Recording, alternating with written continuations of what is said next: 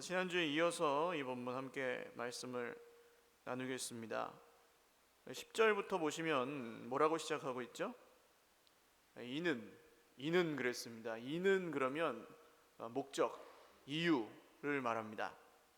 그래서 앞에 나온 모든 그리스도의 비밀과 풍성한 복음의 이 원리들이 알려지고 이방인들에게 전해진 목적이 무엇이냐 라고 하는 것입니다. 그 목적은 교회로 말미암아 하늘에 있는 통치자들과 권세들에게 하나님의 각종 지혜를 알게 하려고 라고 나오죠. 이 구절은 에베소서에서 좀 가장 해석하기 어려운 구절이면서도 굉장히 중요한 구절 중에 하나입니다. 하늘에 있는 통치자들과 권세들이 누구냐는 것이죠. 누굴까요? 하늘에 있는 통치자들과 권세들. 왜 하늘에 있는 통치자들과 권세들에게 하나님의 각종 지혜를 알게 해야 될까요? 골로새서 말씀해 보시면 2장 15절에 통치자들과 권세들을 무력화하여 드러내어 구경거리로 삼으시고 십자가로 그들을 이기셨느니라 라는 말씀이 있습니다.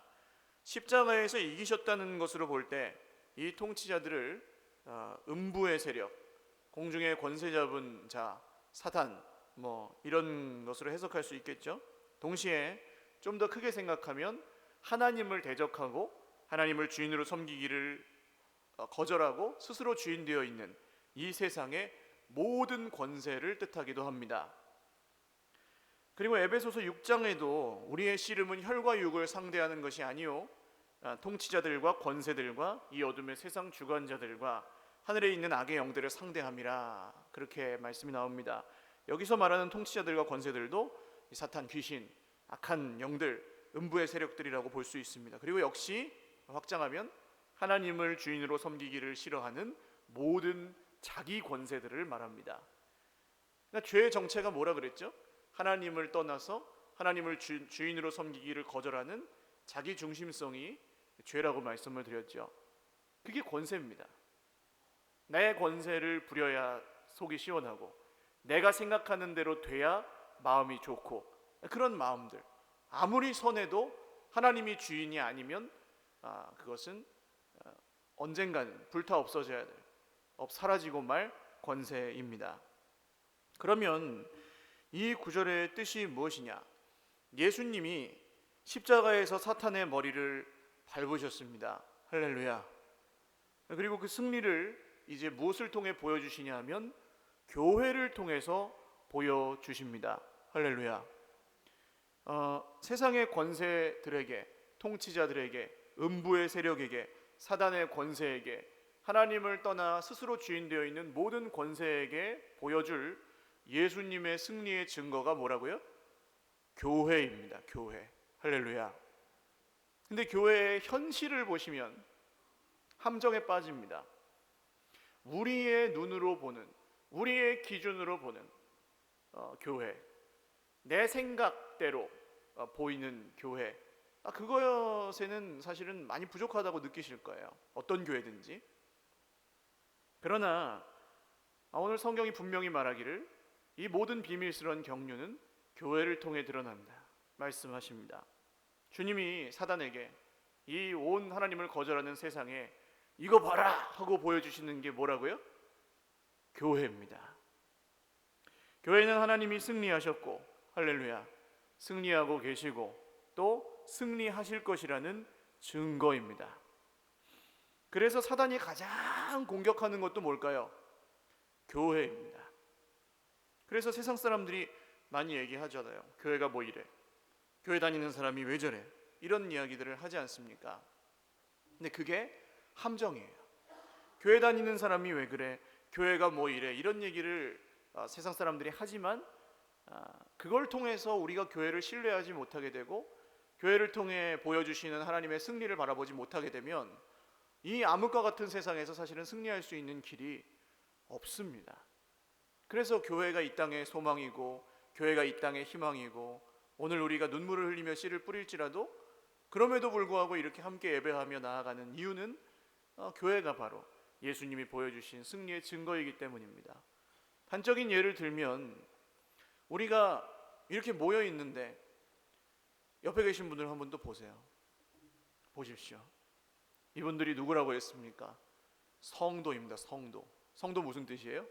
거룩한 무리들, 거룩한 사람들, 거룩한 백성들. 한번 다시 보세요. 그렇게 보이세요? 거룩합니까? 또 한번 인사 나눠야죠. 우리가 대단하신 분을 몰라 뵈었습니다 하고. 대단하신 분들이에요. 주님이 승리하신 증거들이세요. 주님이 승리하지 않으셨으면 다 어디 가 계셨어요? 지금 겨울 왔으니까 이제 겨울 산이 좋지 않습니까? 북한산에 가 계시고 도봉산에 가 계시고 어디 낮잠 자고 계시고 TV 보고 계시고 오락실 가 계시고 할 텐데, 그렇지 않고 이 자리에 모여 있는 주님이 승리하신 증거들입니다. 이게 증거예요. 우리가 오늘 뭐 아주 하늘을 찌르는 어떤 부흥의 역사를 막 우리 스스로 만들어내지 못한다 할지라도, 우리가 막 성경에 통달하지 못한다 할지라도, 오늘 이렇게 함께 교회로 모여 있는 것만으로도 주님이 승리하신 충분한 증거가 되는 것입니다. 할렐루야. 그러니까 교회에 오면 위로가 있는 거죠. 우리는 부족하지만 주님이 승리하셨기 때문에. 우리가 그래서 교회 안에서 낙심하지 않고 실망하지 않고 계속해서 교회를 세워나갈 수 있는 힘은 교회 자체에 있습니다. 교회에 주신 주님의 약속이 바로 능력이고 예수 그리스도께 그 능력이 있습니다. 만약에 교회의 승리가 우리의 승리라고 한다면, 내가 잘해야 세워지는 거라고 한다면, 우리가 잘못하면 교회가 망하겠죠. 그러나 그렇지 않습니다. 그리스도께서 승리하신 증거가 바로 교회입니다. 그래서 교회는, 한번 따라 하십시오. 교회는 내가 승리하는 것이 아니라 예수님이 승리하시는 곳이다. 할렐루야. 그리고 그렇게 되면 예수님의 승리가 우리의 승리가 되는 놀라운 영광을 우린 교회에서 맛보게 됩니다. 세상의 환경과 형편이 개인적으로 변하지 않아도, 좋아지지 않아도 그 예수님의 승리를 우리가 함께 경험하면 예배 자리에서 살아나고 기뻐하게 되고 정말 찬송하게 되고 감사하게 되는 일이 일어나죠. 그러면 우리 삶이 변화된 나 자신을 통해서 변하고 내 이웃들도 나를 통해서 변하는 그런 역사가 일어나게 됩니다. 예를 들어서 좀 더 이해를 돕기 위해서 구약 성경의 욥을 생각하시면 좋겠습니다. 욥 다 아시죠? 욥 이야기, 하늘에서 회의가 벌어졌습니다. 그런데 마귀가 쫄래쫄래 와서 하나님 앞에 딱 서서, 하나님 휙 둘러보고 왔습니다 했더니 하나님이 뭐라고 하십니까? 네가 내 종 욥을 눈여겨보았느냐? 그 사람처럼 순전하고 하나님을 경외하며 악에서 떠난 자가 있더냐? 그랬더니 마귀가 뭐라 그래요? 하나님, 욥은 그렇게 축복을 많이 줬으니까 하나님을 그렇게 경외하는 거죠. 다 뺏어가 보세요. 그럼 하나님 경외하나? 그러니까 하나님이 아주 이상하게도 그것을 허락하십니다. 그러면 네가 한번 해봐라. 욥이 어떻게 하나 보자. 그래서 욥이 다 뺏기죠. 재산 다 잃어버리고. 재산 어떻게 잃어버립니까? 하루아침에 진짜 그냥 다 없어져 버립니다. 어떻게 없어져 버리는지, 그 많던 재산이 주인님 하고 와가지고 하늘에서 불이 떨어져가 양떼들이 다 죽었습니다. 주인님, 그 말이 끝나기도 전에 또 주인님 하고 오더니 이 갈대아 사람들이 다 죽였습니다. 주인님, 계속 그냥 비보가 연속으로 막 날아드는 거예요. 다 잃어버렸습니다. 자녀들 10명이나 되었는데 하루아침에 그냥 잃어버리고 말았습니다. 이 정말 상상할 수 없는 이 고난과 고통을 욥이 당했는데, 욥기 성경을 보면 이렇게 나오죠. 그러나 이 모든 일에도 불구하고 욥이 입술로 하나님께 범죄하지 않았다 나옵니다. 여러분, 교회는 욥입니다. 무슨 말이냐면, 교회는 종교단체이지만 종교단체가 아닙니다. 그럼 교회는 무엇입니까? 이 땅에서의 모든 고난과 가난과 핍박과 어려움에도 불구하고 손해를 봐야 되고 때로는 피눈물을 흘리면서 가야 됨에도 불구하고 끝까지 예수님을 믿는 믿음으로 승리하는 공동체. 할렐루야. 그게 저와 여러분, 바로 교회입니다. 우리가 함께 모이기 위해서는 교회 이름도 필요하고 건물도 필요하고 조직도 필요하지만 사실은 교회는 이런 어려운 상황 속에서도 예수님을 버리지 않고 함께 믿어가는 우리 자신이 바로 교회입니다. 마귀가 다시 하나님께 말합니다. 하나님, 욥의 건강을 한번 뺏어 보세요. 그러면 아마 하나님 원망할걸요. 그것도 하나님이 또 허락하십니다. 생명은 건들지 마라 그 대신. 근데 죽는 것보다 더 힘든 피부병, 그냥 깨진 기와 조각 같은 걸로 벅벅 긁어서 피가 나게 긁어도 시원하지가 않아서 그냥 막 어떻게 할 수가 없는 그런 병을, 온몸에 악창이 나게 합니다, 마귀가. 근데 그래도 욥이 하나님을 원망하지 않아요. 보다 못한 욥의 아내가 욥에게 뭐라고 합니까? 하나님을 원망하고 죽어라, 저주합니다. 가장 사랑하던 아내마저 욥을 정서적으로 떠난 거죠. 근데 여러분 어떻습니까? 이렇게 마귀가 이런 걸 공격해요. 욥을 공격하듯 교회를 공격하고 우리를 공격합니다. 오늘날 그래서 수많은 세상을 살아가는 사람들이 교회에 와서 보편적으로 구하는 게 뭡니까? 물질, 건강, 자녀 축복. 저는 이 세 가지로 요약되는 것 같아요. 우리가 다 원하는 것들이고 또 하나님이 주시는 것들입니다. 잘못된 거 아닙니다. 하나님 욥에게 그런 복을 주셨고 아브라함도 이삭도 야곱도 다 그런 복을 받았습니다. 근데 뭘 가지고 받았습니까? 믿음을 가지고 기다림으로 받았습니다. 아브라함은 아들이 없었죠. 아들을 낳을 수 없는 몸이 될 때까지 아들이 없었습니다. 약속은 분명히 했는데 75세의 약속을 받고 100살까지 기다렸습니다. 아들을 낳을 수 없는 몸이 되고 나서 아들을 낳잖아요. 여러분, 믿음은 주신다고 약속하신 하나님을 믿을 때 하나님은 반드시 주십니다. 그리고 주셨다면 뺏어 가실지라도 돌려주시는 것까지 믿습니다. 아브라함이 이제 이삭이 좀 자란 다음에 하나님이 네 아들 내 독자 이삭을 모리아산으로 가서 제물로 바쳐라. 청천벽력이죠. 얼마나 예쁘겠어요? 제가 이렇게 30대 중반에 낳은 아들도 예쁜데 100세에 낳은 아들이 얼마나 예쁘겠습니까? 그래서 그거를 데리고 모리아산으로 번제를 드리러 가는 아브라함의 마음은 찢어졌겠죠. 근데 아브라함이 가서 산 밑에서 종에게 이제 너 여기 남아 있어라 하면서 뭐라고 하냐면 우리가 가서 하나님께 예배하고 돌아올 것이다 라고 얘기해요. 우리가 예배하고 돌아올 것이다. 그러니까 우리가 갔다가 나만 돌아올 것이다 그러지 않고 우리가 가서 예배하고 우리가 돌아올 것이다. 무슨 얘기입니까? 내가 혹시 하나님이 말씀하신 대로 이삭을 죽여서 바칠지라도 하나님은 약속하신 대로 이삭을 통해 내 자손을 하늘의 별과 같이 많게 하실 거라는 걸 아브라함이 믿었던 거죠. 이삭을 죽일지라도 아브라함은 하나님이 이삭을 다시 살리셔서 그 일을 이루실 것까지도 믿었습니다. 할렐루야. 오늘 욥처럼 고난받는 우리 인생에 우리가 잃어버리고 있는 것들, 우리가 손해를 보는 것들 많죠. 그러나 우리가 어디까지 믿어야 합니까?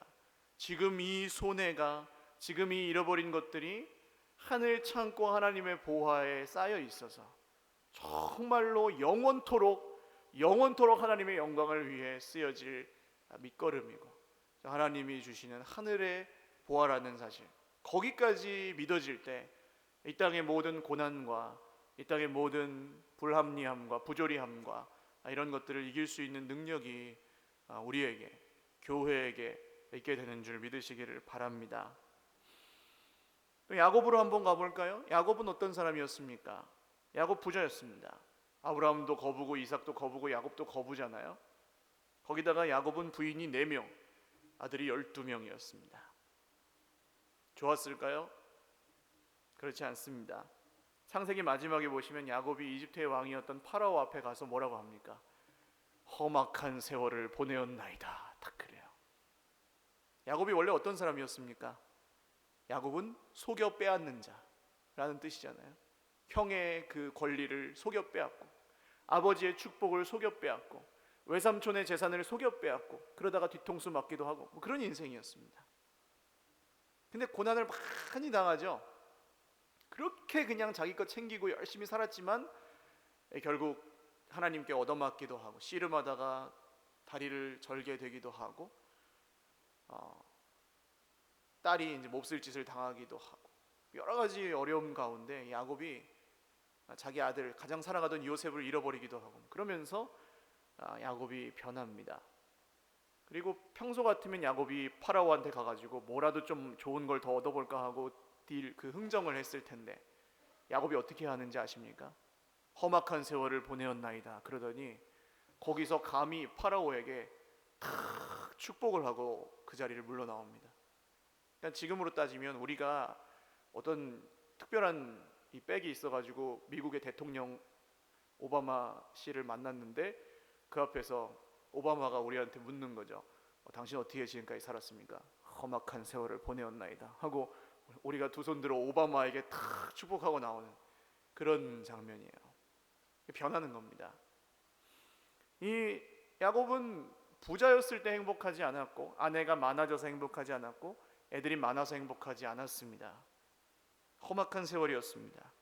하나님이 오늘날에도 이 교회를 갖고 저와 여러분을 탁 손에 붙드시고 저 봐라 마귀에게 봐라 이렇게 힘들고 이렇게 어려운 세상이지만 이 교회를 봐라 서일교회를 봐라 내가 사랑하는 내 자녀 이 아무개를 봐라 이게 내가 승리한 증거고 이게 네가 결국에는 망한다는 증거다.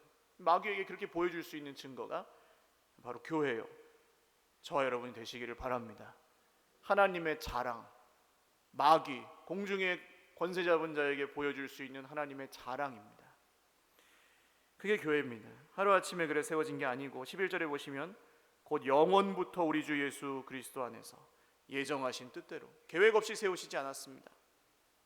얼마 전에 1만 시간의 법칙이라는 말이 인기였죠.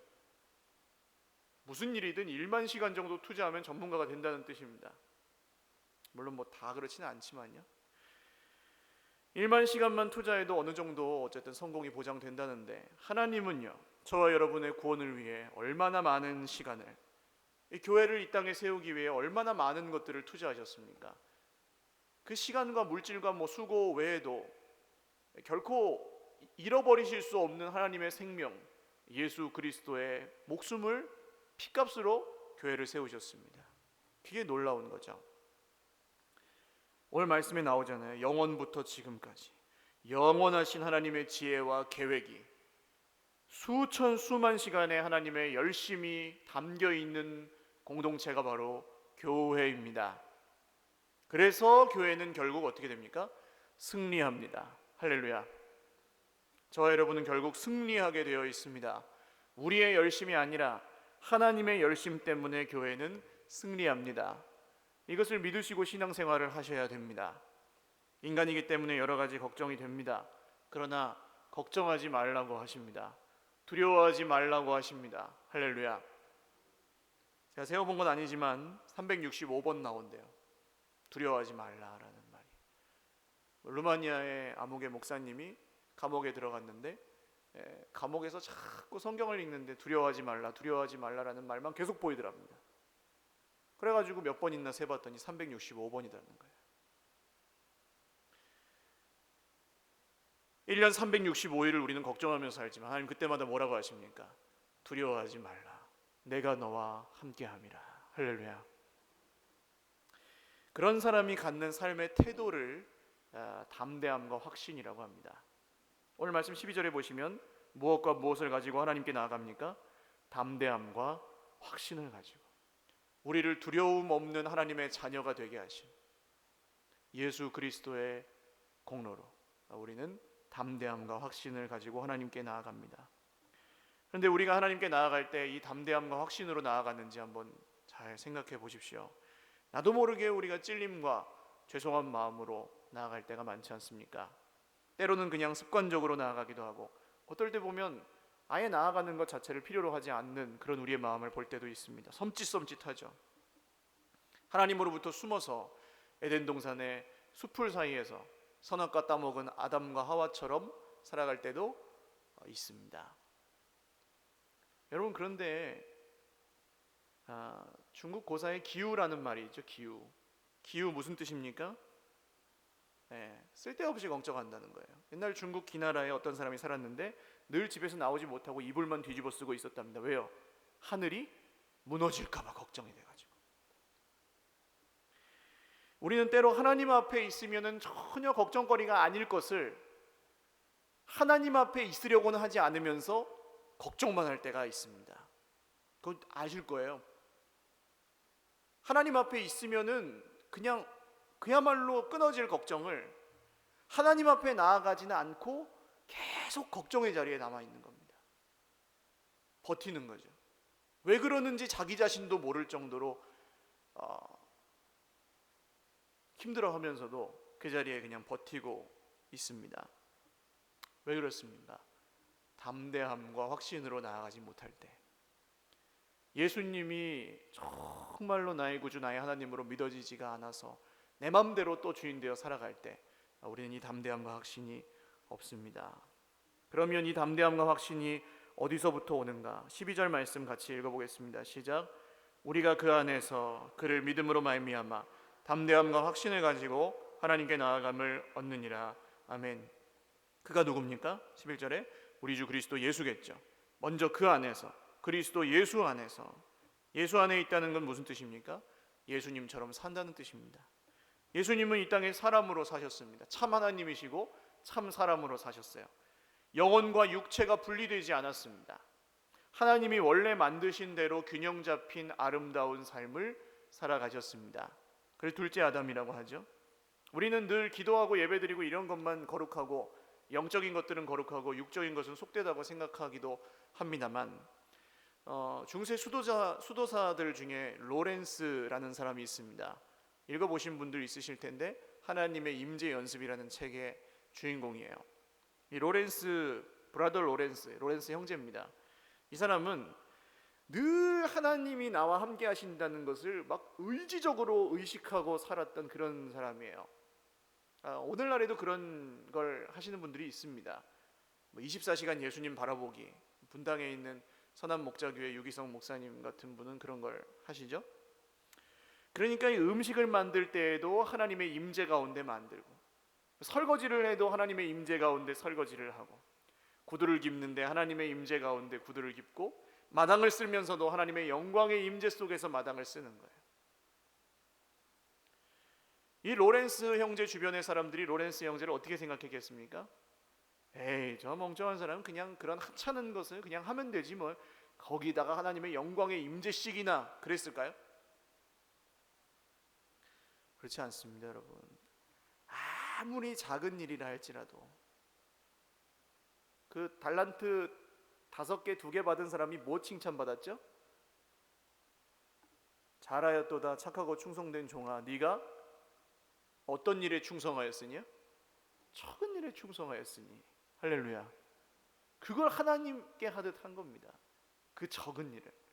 이 로렌스 형제는 모든 사람이 그분이 교황이 아니었지만 존경했죠.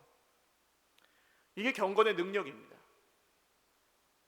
그러면은요, 아주 신비하게도 세상에 있는 사람들도 우리를 알아봅니다. 이 보잘것없고 연약한 우리를 알아보고 우리에게 와서 당신은 왜 그렇게 사냐고 궁금해하기 시작합니다. 그러면 거기서 우리가 전해줄 것은 뭐밖에 없어요? 예수님의 이름밖에 없는 것입니다. 할렐루야. 제가 금요일날 말씀드렸던 것 같은데, 제가 안 믿는 분들을 만나고 다닌 지가 얼마 안 돼요.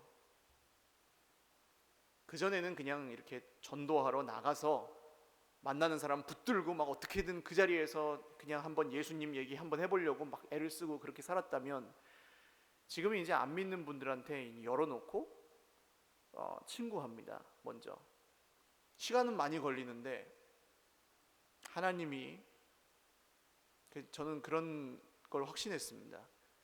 뚜껑을 열어놓고 살면 뚜껑 열린 사람을 보내주십니다. 준비된 영혼이라고 하죠. 지난 금요일 날인가 목요일 금요일에도 이제 같이 수영을 하던 형제인데, 이분이 백석으로 출퇴근을 하는데 버스로 다닌대요. 그 출근 시간은 급하고. 그래서 제가 이제 정발산까지 갈 일이 있어서 이 오리를 가야 되는 상황에 심리를 같이 갔죠. 태워서 가는데, 이 친구가 어렸을 땐 교회를 다니던 친구인데 그동안 이제 뭐 바쁘게 살면서 지금 그 사랑의 열매 재단 그 회사를 다니는데, 바쁘게 살면서 잃어버렸던 겁니다. 그래가지고 이제 당신 정말 인생에 의미 있게 살고 있느냐? 아닌 것 같다. 군대에 있을 때는 성경도 읽어보고 했었는데 참 지금은 많이 멀어져 있습니다. 언젠가는 돌아가야 된다는 건 알지만 아직 기회를 만나지 못했습니다 하는 그런 진지한 대화를 한 그 10분 사이에 나눌 수 있었어요. 돌아오는 차 안에서 엄청나게 감사했습니다. 하나님 또 걸리게 하셨군요. 할렐루야.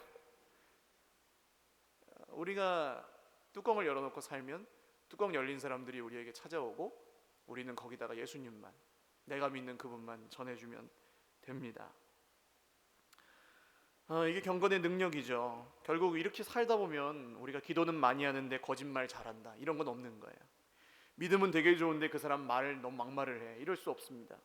그 사람 교회에서 천사인데 밖에서는 아니더라 그럴 수 없습니다. 예수 그리스도를 믿음으로 예수 그리스도 안에서 담대함과 확신을 가지시기를 주님의 이름으로 축원합니다. 그리고 이 담대함과 확신이 자연스럽게 묻어나는 삶을 살아가시기를 주님의 이름으로 축복합니다. 교회가 몸이라고 하지만 우리가 그냥 교회를 왔다 갔다 하기만 한다면 그리스도 안에 들어갔다 나왔다 하는 것처럼 헷갈리게 됩니다. 그러나 교회가 정말로 공동체이고 교회는 몸이고 우리는 거기에 붙어있는 지체라고 정말로 믿는다면 우리는 들어왔다 나갔다 하는 사람들이 아니라 몸이신 머리이신 예수 그리스도에게 붙어있는 지체들입니다. 한순간도 떨어질 수 없는, 예수님 참 포도나무고 우린 가지니까 붙어있기만 하면 열매를 맺는, 할렐루야. 그러면 나의 모든 생각과 말과 행동과 모든 것이 그리스도 예수 안에 있기를 소원하게 됩니다. 완벽하진 못하죠 물론. 그러나 진실하게 그렇게 살게 됩니다. 이것이 우리를 변화시켜주고 회복시켜주는 경건의 능력입니다. 예수님을 믿으면 나를 믿지 않게 됩니다. 세상을 믿지 않게 됩니다. 사람을 믿지 않게 됩니다. 예수님 외에는 아무것도 믿지 않아요. 그러면 나는 어떻게 하고 세상은 어떻게 하고 사람은 어떻게 할까요? 예수 그리스도 안에서 사랑하게 됩니다. 성도의 삶에 욥처럼 고난이 찾아온다면 거의 100% 하나님은 지금 이걸 훈련시키고 계신 겁니다. 너 좋을 때는 나를 믿지만, 좋을 때는 나만 보지만 힘들 때 어떻게 할 거냐? 힘들 때 세상 안 믿고 돈 안 믿고 네 건강 안 믿고 네 지식 안 믿고 나를 믿을 수 있느냐? 어려울 때 너 사람을 의지하지 않고 나를 의지할 수 있느냐? 라고 묻고 계시는 거죠. 물론 어렵습니다. 그러나 13절 한번 보십시오. 같이 읽겠습니다. 시작. 그러므로 너희에게 구하노니 너희를 위한 나의 여러 환난에 대하여 낙심하지 말라. 영광이니라. 아멘. 바울이 그러므로 하고 말해요. 그러므로 결론인 겁니다. 그러니까 너희에게 구하노니, 너희를 위해 내가 고생을 하지만, 이거 에베소서 어디서 썼다 그랬어요? 바울이 감옥에서 썼다 그랬잖아요. 감옥에서 쓴 성경이 4권 외우실 때 이렇게 외우시면 됩니다. 고래 빌빌. 감옥에 있으니까 고래 빌빌 한다는 거예요. 골로새서, 에베소서, 빌레몬서, 빌립보서. 에베소서지 않습니까? 너희를 위한 나의 여러 환난에 대하여 낙심하지 말고 걱정하지 말라. 왜냐하면 내 환난으로 인해서, 내 고생으로 인해서 너희가 뭘 받아요? 영광을 받기 때문이다. 신앙생활하기가 점점 어렵습니다. 한국 교회가 많은 어려움을 겪고 있지요. 그러나 한편으로는 이게 축복입니다. 이 고난을 당하면서 어중간하고 덥지도 차갑지도 않았던 믿음이 살아나고 있습니다. 할렐루야. 제대로 믿고 싶어하는 분들이 점점 더 늘어나고 있습니다. 이렇게 대충은 못 믿겠다, 난 진짜 하나님이 살아계시면 제대로 믿어야겠다 하면서 열심을 내고 회개하는 분들이 늘어나고 있어요. 알곡과 가라지를 걸러내시는 시간이라 생각합니다. 우리가 자기 자신을 믿는다면 담대함과 확신 나오지 않습니다. 그러나 오직 예수 그리스도를 믿을 때 담대함과 확신을 가지고 하나님께 나아갈 수 있습니다. 사랑하는 여러분, 오늘 우리의 이 고난으로 교회가 영광스럽게 되고 내가 감당하는 수고를 통해 주님이 영광을 받으시고 또 내 형제와 이웃이 생명이 살아나는 놀라운 역사를 경험하게 된다면 오늘 바울과 같은 이 마음을 가지실 수 있기를 바랍니다. 본전 생각나고 억울하고 섭섭하고 누가 알아주지 않아 힘들고 할 때 오늘 이 말씀이 저와 여러분의 위로와 소망이 되시기를 바랍니다. 예수 그리스도 안에서, 믿음 안에서 이 담대함과 확신이 저와 여러분의 평생에 있으시기를 주님의 이름으로 축원합니다.